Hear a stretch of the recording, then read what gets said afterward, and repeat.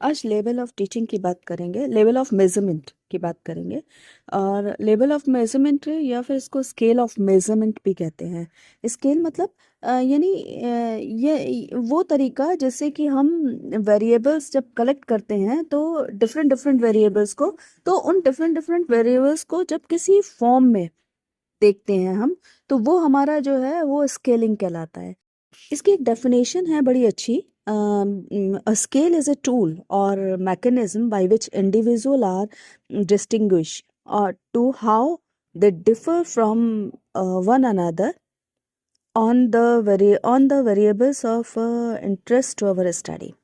यानी जो स्केल है वो एक तरीके का एक ऐसा टूल है जो कि जिसके द्वारा जो है वो हम ये देखते हैं कि जो मतलब एक दूसरे से जो वेरिएबल्स हैं वो एक दूसरे से कितने डिफरेंट है ना, कितना अलग है वो एक दूसरे से, उन उस पर और यही जो ये इस तरीके से मेज़र करना जो है वो वेरिएबल्स का, वो हमारी स्टडी में ही होता है और हम यही चीज़ उसमें मेज़र कर रहे होते हैं।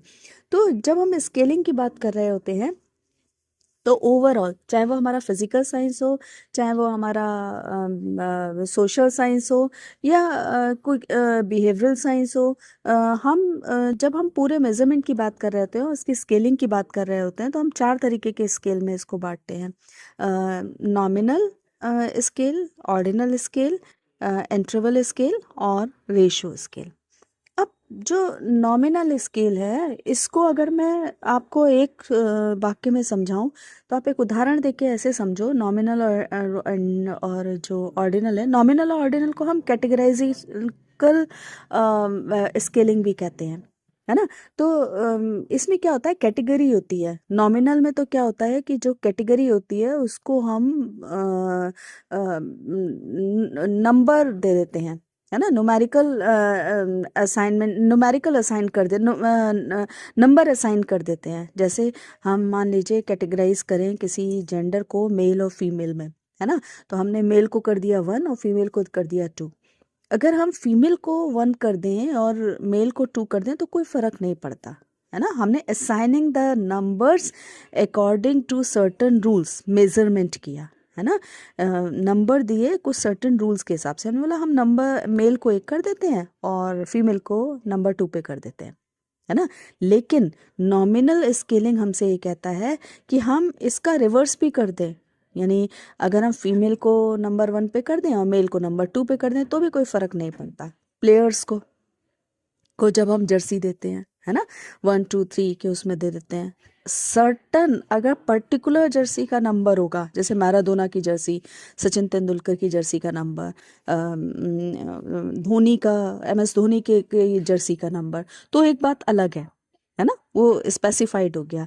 लेकिन इसके अलावा जब हम जर्सी डिस्ट्रीब्यूट करते हैं या पिक्चर हॉल में जब टिकट बांट रहे होते हैं, या किसी बहुत बड़े ऑडिटोरियम में जब हम टिकट को डिस्ट्रीब्यूट कर रहे होते हैं, तो उसमें कुर्सियों का नंबर लिखा होता है कि आप नंबर 1 कुर्सी पर है, नंबर 2 कुर्सी पर है। तो उसमें अगर हम उसका काट के नंबर 3 या नंबर 2 भी कर दें किसी का, तो भी कोई फर्क नहीं पड़ता। कुर्सी पर बैठने से उस व्यक्ति का कोई संबंध नहीं है ना। हमने सिर्फ उसको क्वांटिफाई किया है ताकि हमें इजी हो जाए, तो वो हमारा नॉमिनल लेवल का स्केल कहलाता है। बहुत लोग क्या होते हैं कि बहुत लोग जो बहुत एजुकेशनलिस्ट हैं वो तो नॉमिनल स्केल को मेजरमेंट का एक्चुअली मानते भी नहीं। लेकिन ये एक बेसिक स्केल है जिसमें कि हम न्यूमेरिकल फॉर्म में करते हैं या क्वांटिफाई करते हैं किसी भी एट्रीब्यूट को। एक और तरीके से नॉमिनल स्केल को समझने की कोशिश करते हैं। नॉमिनल स्केल में हम जो मेज़र करते हैं, जो ऑब्जर्व कर रहे होते हैं, उसको जो मेज़र करते हैं वो क्वालिटी के बेस पर करते हैं, है ना। यानी सबसे सिंपलेस्ट मेज़रमेंट है। और जब हम क्वालिटी के आधार पे, जैसे हमने ये कहा ना कि मेल और फीमेल में बांटा, तो हमने उस जेंडर को क्वालिटी के आधार पर कर दिया। हम इसको क्वांटिफाई तो कर रहे हैं लेकिन वो क्वांटिफाई का कोई मीनिंग, कोई वो नहीं है ऑर्डर की कोई मतलब हम उसको कोई महत्व ज़्यादा नहीं दे सकते कि हमने नंबर वन पे डाला है अगर मेल तो वो नंबर वन ही है। यानी जब हम बिल्कुल सिंपलेस्ट है कि जब हम क्वालिटी को देख रहे होते हैं तो हम और उसको हम एक ऑर्डर के आधार पर ऑर्डर की वैल्यू देकर हम उसका क्वांटिफाई नहीं, उसको नंबराइजेशन नहीं कर सकते, तो वो हमारा न्यूमेरिक नॉमिनल टाइप का स्केल कहलाता है। अब ऑर्डर ऑर्डिनल स्केलिंग की बात करें, ऑर्डिनल स्केलिंग हमारा वो स्केलिंग है जिसमें कि जब हम इसको ऑर्डर में करते हैं तो ऑर्डर इम्पॉर्टेंट बन जाता है। अब जैसे ये नॉमिनल था ना, नॉमिनल में ऑर्डर इम्पॉर्टेंट नहीं था, मेल को चाहे नंबर वन कर दो चाहे फीमेल को नंबर वन कर दो, चाहे ऑडिटोरियम का टिकट डिस्ट्रीब्यूट। जब हम ऑर्डिनल की बात करते हैं तो ऑर्डिनल में ऑर्डर इम्पॉर्टेंट हो जाता है ना, as compare to nominal. Nominal में क्या था, ऑर्डर इम्पॉर्टेंट नहीं था, है ना, किसी को भी ऑर्डर में डाल सकते हैं और ऑर्डर में अगर चेंज करना पड़े तो कोई फ़र्क नहीं पड़ता। लेकिन ऑर्डिनल में ऑर्डर बहुत इंपॉर्टेंट होता है। जैसे फॉर एग्जांपल अगर हम ये करें कि एज के हिसाब से अगर हम डिस्ट्रीब्यूशन करें या हम ये करें एज के हिसाब से, जैसे हम ये कहते हैं 0 से 3, 3 से 6, 6 से 9, है ना, 9 से 12 वर्ष के बच्चे। तो यहाँ जो है अगर और उनको फिर 1 2 3 4 में करें, अब क्या है कि अगर हम इसको अगर हम इसका ऑर्डर बीच में से कोई ऑर्डर निकालना चाहें तो ये हमारा ऑर्डर जो है वो हम उसको निकाल नहीं सकते। स्केलिंग, ऑर्डिनल स्केलिंग हमसे ये कहती है, यानी हम अगर ये चाहें कि 0 से 3 के बीच 3 से पहले इसको नंबर 1 डालेंगे, है ना, 3 से 6 को नंबर 2, 6 से 9 को नंबर 3 और 9 से 12 को नंबर 4। तो अगर हम ये कहें कि 3 से 6 को हम नंबर 1 कर दें और 0 से 3 को हम नंबर 2 कर दें, तो ऐसा पॉसिबल नहीं है ईयर्स के लिए, है ना।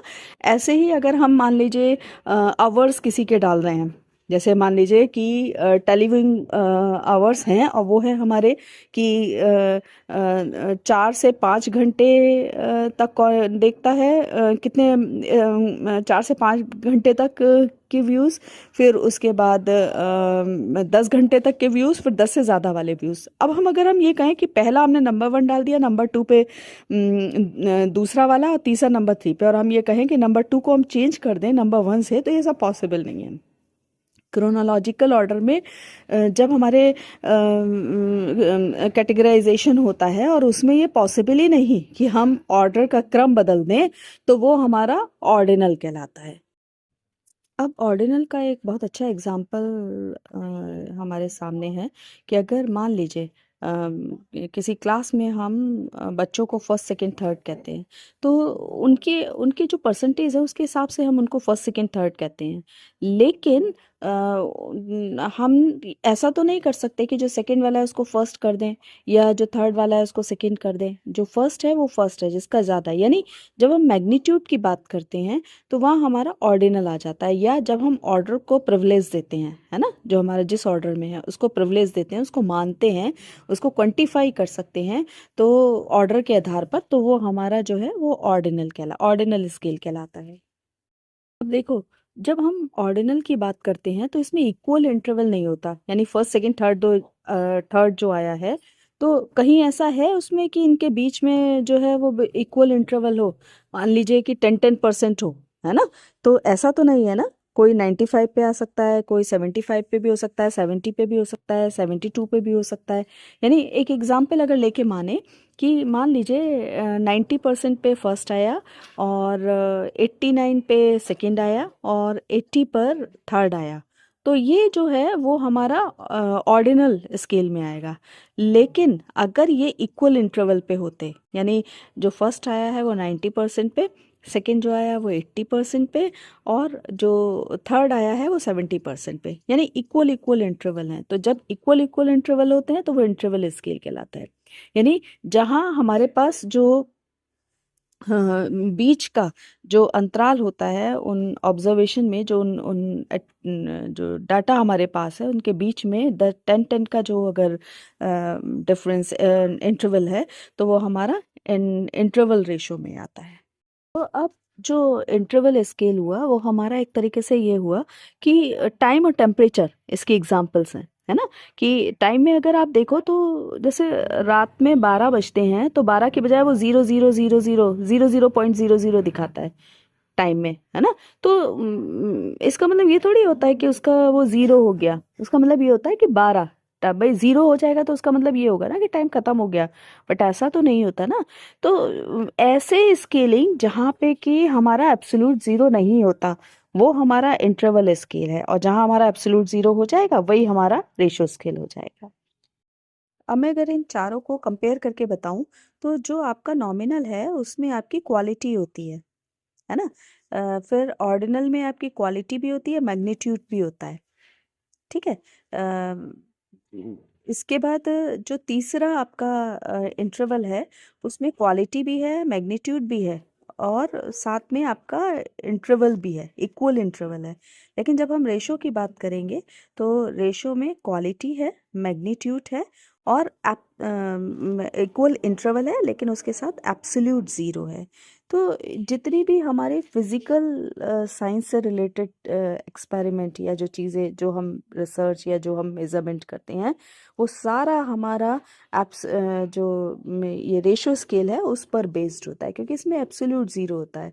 अगर ये एब्सोल्यूट ज़ीरो नहीं होता तो इंसान जो चांद के लिए रॉकेट बनाता है या कुछ बनाए सैटेलाइट बनाता है, वो सही जगह पे पहुंचने के बजाय कहीं और पहुंच जाता है।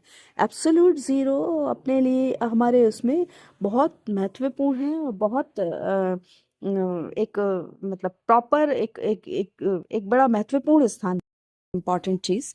अगर आप टेम्परेचर मेज़र कर रहे हैं, अगर सेल्सियस में मेज़र कर रहे हैं, तो वो इंटरवल में आता है, क्योंकि उसका absolute zero actually absolute zero होता नहीं है ना, रियल ज़ीरो नहीं होता है। लेकिन अगर वही चीज़ अगर आप पर अगर कोई भी टेम्परेचर अगर केल्विन में नापा जा रहा है, तो वो रेशियो स्केल के अंतर्गत आएगा, क्योंकि वहाँ एब्सोल्यूट ज़ीरो है ना। उस वहाँ एब्सोल्यूट ज़ीरो का मतलब एब्सोल्यूट ज़ीरो है। बट सेल्सियस में नहीं है, याद रखिएगा। सेल्सियस में अगर टेम्परेचर मेज़र किया जा रहा है तो वो इंटरवल में है, और अगर उसमें किया जा रहा है स्केल ऑफ मेजरमेंट है। आई होप कि ये वीडियो आपको पसंद आया होगा। अगर ये वीडियो पसंद आया है तो इसको लाइक कीजिए, कमेंट कीजिए, और चैनल को सब्सक्राइब कीजिए। Thank you.